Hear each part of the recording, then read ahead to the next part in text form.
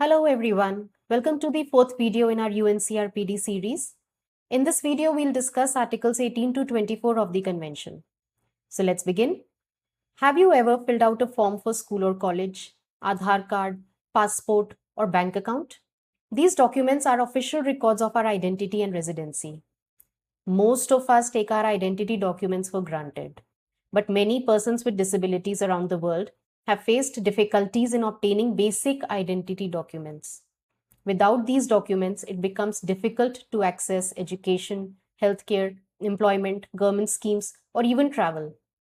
Article 18, Liberty of Movement and Nationality, says that persons with disabilities have the same right as everyone else to belong to a country, that is, be a citizen, and not be denied this right because they have a disability. To have their legal documents of identification like passports, etc., just like other people have them.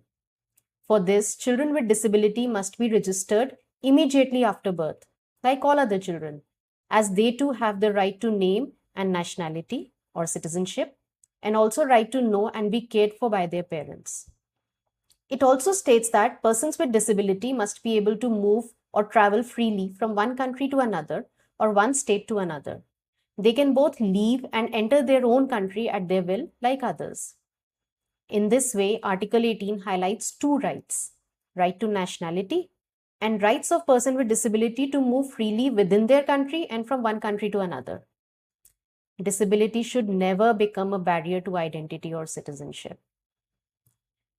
Article 18 gives persons with disabilities the freedom to choose where they want to live. But having the right to choose where you live is only one part of the story. What if the society does not give you the opportunity to actually live where you want?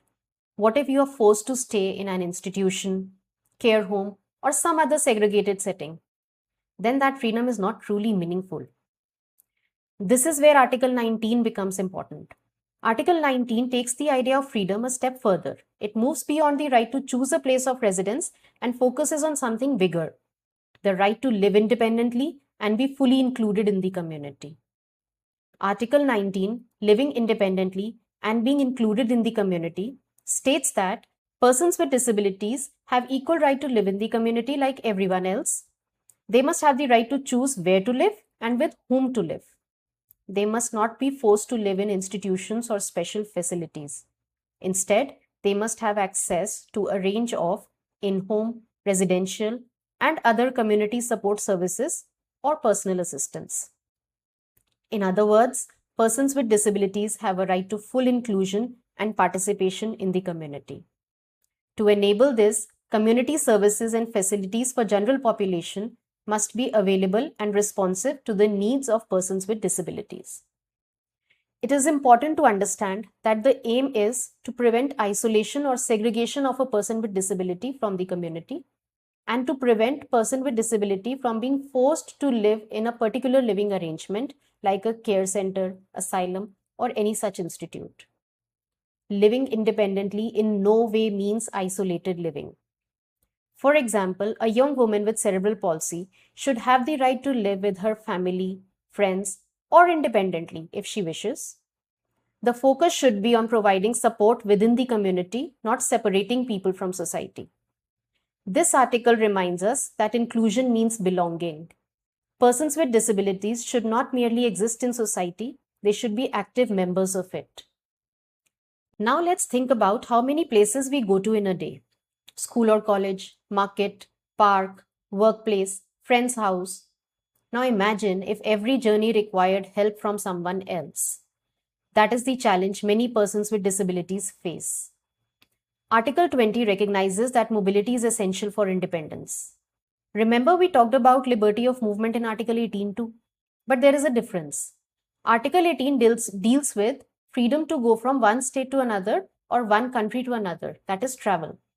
Whereas Article 20 talks about personal mobility, which refers to movement in day-to-day life.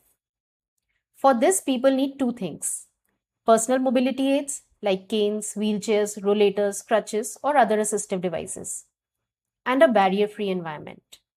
We talked about barrier-free environment in Article 9 on accessibility, and the need for universal designs for the same in Article 2 on definitions in our previous video. Please find the link in the description. Article 20 focuses on the personal mobility aids.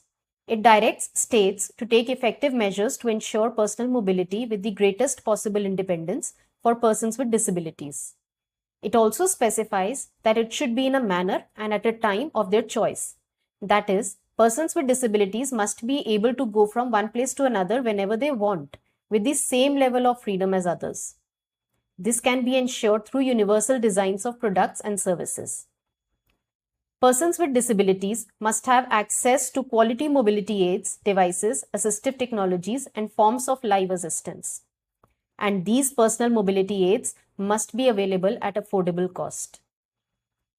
Article 20 encourages states to provide training in mobility skills to persons with disabilities and the staff working with them.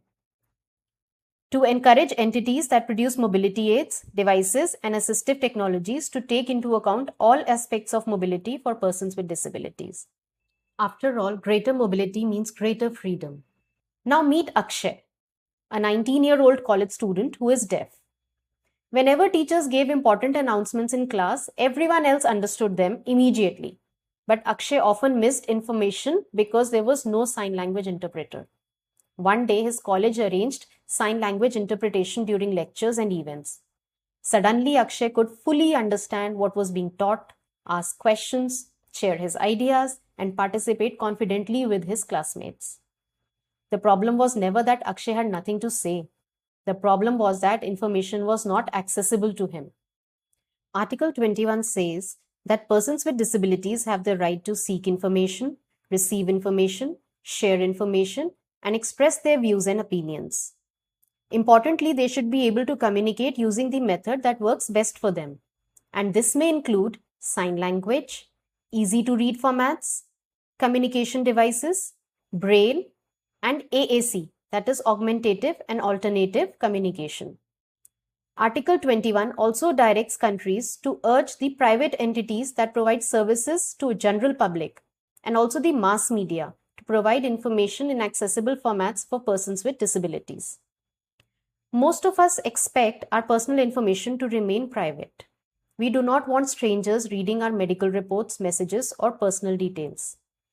Article 22 ensures respect for privacy for persons with disabilities. But first, let's see some ways in which people with disability face the violation of this right on a regular basis, sometimes openly and sometimes in ways that become normalized as care or protection. For example, no privacy during personal care. A person is bathed, dressed, or assisted in toileting with doors or curtains left open and people walking in and out. Sharing medical information without permission. Staff in a clinic or hospital discuss a person's diagnosis, treatment, behavior, or medical history with others without the person's consent. Or caregivers in a residential center openly talk about a resident's psychiatric diagnosis in front of visitors. Reading or controlling personal communication. Institutions monitor phone calls, messages, emails, letters, or online communication unnecessarily. Restricting relationships and family life. Adults with disabilities are not allowed private conversations with friends or partners. Their friendships, visits, calls, or personal relationships are controlled by others. Monitoring and surveillance beyond safety needs. Some institutions place residents under continuous observation even during personal activities, limiting their privacy and autonomy. Article 22, Respect for Privacy, states that no persons with disabilities shall be subjected to interference with his or her privacy or to attacks on his or her honor and reputation. Persons with disabilities have the right to the protection of the law against such interference or attacks. It protects the privacy of personal information, medical records, rehabilitation records, family life, and communication. And this is regardless of place of residence or living arrangements, which means whether the person is living with family members, relatives, friends, or in an institution. It applies equally to all people with disabilities. Just to sum it up, privacy means a person with disability has the right to decide who knows about their body, health, communication, relationships, and personal life. Now, many people wrongly assume that persons with disabilities cannot be good partners, spouses, or parents. Article 23, Respect for Home and Family, strongly rejects these stereotypes. It talks of rights of both adults and children with respect to home and family life. It says that persons with disabilities have the right to marry and start a family as long as both of the couple want to. Be a parent and raise their children.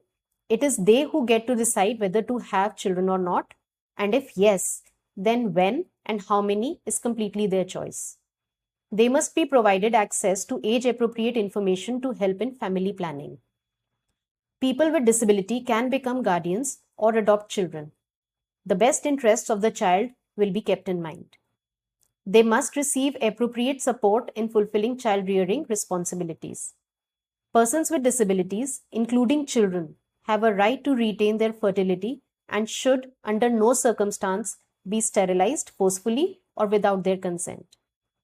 Children with disabilities have equal rights with respect to family life. They have the right to live with their family and not be separated from parents or family on the basis of a disability of either the child or one or both of the parents. State parties must take appropriate actions to prevent concealment, abandonment, neglect, and segregation of children with disabilities. In situations where the immediate family is unable to care for a child with disability, alternative care must be provided within the wider family or within the community in a family setting. Children with disabilities also have the right to grow up in a family environment whenever possible. The focus should be on supporting families, not separating children from them. Now coming to one of the most important articles of the convention, Article 24, Education. Let's hear Kiara's story. Kiara is a 5-year-old girl with autism. She loves puzzles, numbers, and learning about animals. But she sometimes finds it difficult to cope with loud noises, sudden changes, and crowded environments. When it was time to start school, Kiara's parents faced many challenges. Some schools refused admission, saying they did not have the facilities or expertise to support her. Others suggested that she would be better off somewhere else. Her parents worried about whether Kiara would ever get the chance to learn with other children. Eventually, an inclusive school welcomed her. The teachers took time to understand her needs. They used visual schedules, gave her a quiet space when she felt overwhelmed, and helped classmates understand and include her. Over time, Kiara began participating in classroom activities, made friends, and grew more confident. Her classmates learned acceptance and empathy, while Kiara learned and thrived along with them. The difference was not Kiara. The difference was that the school was willing to accommodate her. This is the heart of Article 24 of UNCRPD.